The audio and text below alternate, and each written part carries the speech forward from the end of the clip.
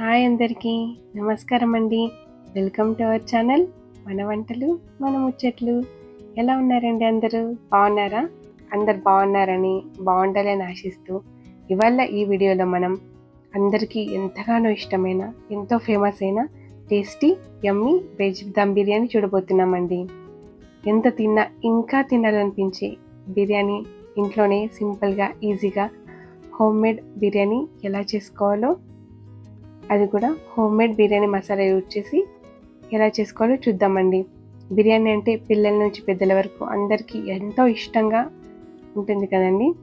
మరి అందరికీ ఇంత ఫేవరెట్ అయిన ఈ సింపుల్ వెజ్ బిర్యానీ ఎలా చేసుకోవాలో చూద్దామండి. మరి దీనికి కావాల్సిన ఇంగ్రీడియంట్స్ ఏంటో చూద్దామండి. నెయ్యి, 2 కప్పుల బాస్మతి రైస్, ముందుగా హాట్ వాటర్లో నానబెట్టుకున్న మిల్ మేకర్, క్యాలీఫ్లవర్ బాగా కడిగి తరిగి పెట్టుకున్న క్యాలీఫ్లవర్ అండి, సన్నగా తరిగి పెట్టుకున్న కొత్తిమీర, ముందుగా ఉడకబెట్టుకుని పెట్టుకున్న బఠానీలు, ఆనియన్స్ అండి, సన్నగా కట్ చేసుకుని పెట్టుకున్న ఆనియన్స్, 4 to 5 పచ్చిమిర్చిలు అండి, క్యారెట్స్, పసుపు, కారం రుచికి సరిపడా, సాల్ట్ రుచికి సరిపడా. ఇది హోమ్మేడ్ డ్రై బిర్యానీ మసాలా అండి, ఇంట్లోనే చేసింది. ఇది కూడా హోమ్మేడ్ వెట్ బిర్యానీ మసాలా అండి, ఇది కూడా ఇంట్లోనే ప్రిపేర్ చేసిందండి. ఇది సన్నగా తరిగి పెట్టుకున్న పుదీనా, ఇది బీన్స్ అండి, అలాగే లెమన్, అల్లం వెల్లుల్లి పేస్ట్. దీనికి కావాల్సిన డ్రై ఇంగ్రీడియంట్స్ అండి: బండ పువ్వు, బిర్యానీ ఆకు, జాపత్రి,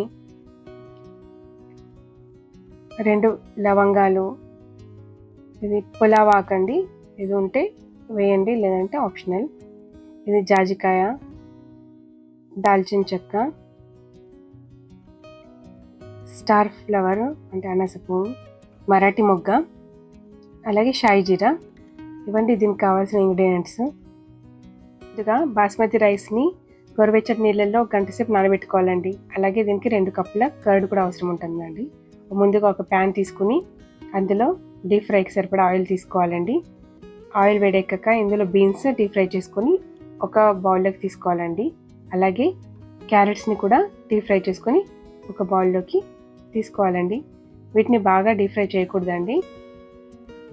అలాగే క్యాలీఫ్లవర్ని కూడా డీప్ ఫ్రై చేయాలండి. ఇది బాగా మెత్తగా అయ్యేంత వరకు ఉంచకుండా తొందరగానే తీసేయాలండి. అలాగే గ్రీన్ చిల్లీస్ని కూడా కట్ చేసుకొని డీప్ ఫ్రై చేసుకోవాలండి. ఇవి డీప్ ఫ్రై చేసుకునేటప్పుడు జాగ్రత్తగా ఉంది, లేదంటే చిల్లే ఛాన్సెస్ ఉంటాయి. అలాగే సన్నగా తరిగి పెట్టుకున్న ఆనియన్స్ని కూడా గోల్డెన్ బ్రౌన్ కలర్ వచ్చేంత వరకు వేయించుకోవాలండి. వెజిటేబుల్స్ని ఇలా ఫ్రై చేసుకోవడం వల్ల పచ్చిగా స్మెల్ రాకుండా బాగా ఉడికి మంచి ఫ్లేవర్ యాడ్ అవుతుందండి. ఇప్పుడు ఈ వెజిటేబుల్స్లో కారం, సాల్ట్ రుచికి సరిపడా తీసుకోవాలండి. అలాగే కొంచెం పసుపు, homemade biryani masala, dry biryani masala 2 spoons, అలాగే వెట్ బిర్యానీ మసాలా కూడా 2 స్పూన్స్ తీసుకోవాలండి. ఇప్పుడు ఇందులో ఉడకబెట్టుకున్న బఠానీ, మిల్ మేకర్, సన్నగా తరిగి పెట్టుకున్న పుదీనా,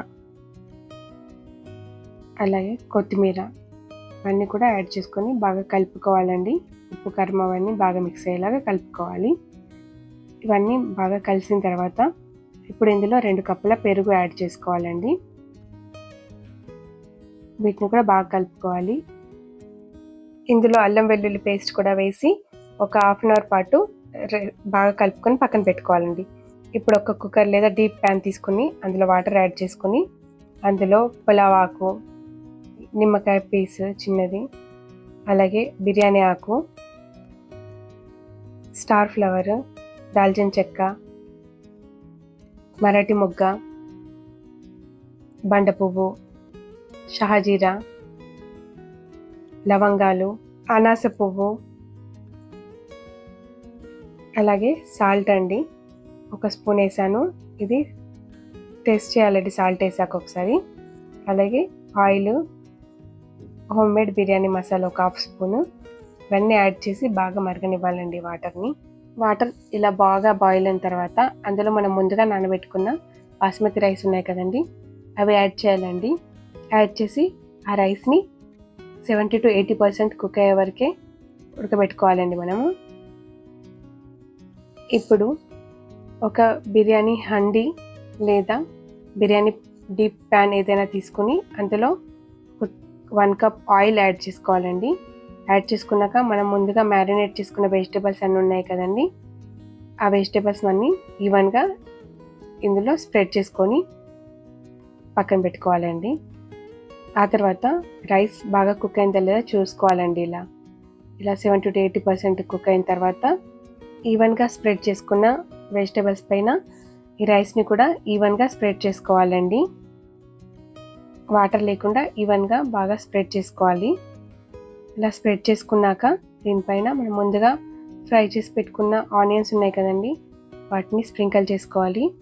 అలాగే ఒక హాఫ్ లెమన్ని కూడా ఇలా వేసుకోవాలి.